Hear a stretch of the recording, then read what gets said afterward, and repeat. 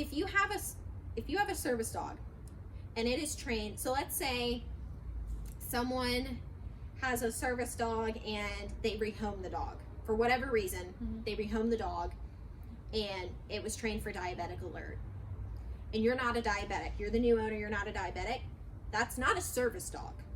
That's just a really cool, well trained pet dog. Right, like you can't just make a dog be a service dog. Right. So like I could teach Remy to alert to blood sugars lower than 70. Cool. I don't have diabetes, I don't have blood sugar issues. That's just a cool trick. Right. Unless she's placed with someone who has diabetes. So you have to have a disability. You can't just train up your dog to be a service dog and not have a disability. It's not a service dog, even if it's well trained. Thank you for training your dog. Yeah, there's that. But it's not a service dog by definition.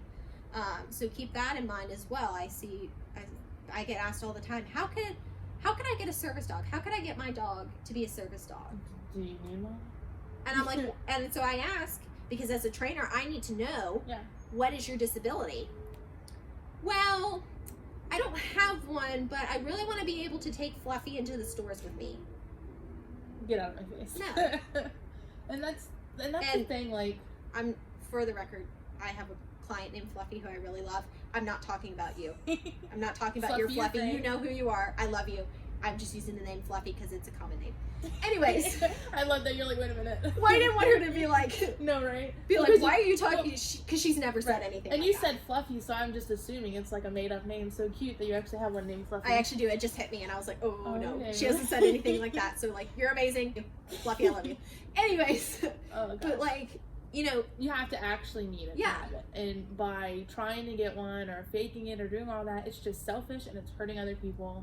And, like, you just should, like, evaluate yourself. Like, honestly, like, if you're going to, like, lie about things and take your dog where they don't need to be, like, you're selfish. And also, if I challenge you and we go to service dog court, you got to be able to prove that this dog is a service dog and that you have a disability. I have medical paperwork. I have trails of paperwork with all my diagnoses on it that I could go to a judge and say, here you go.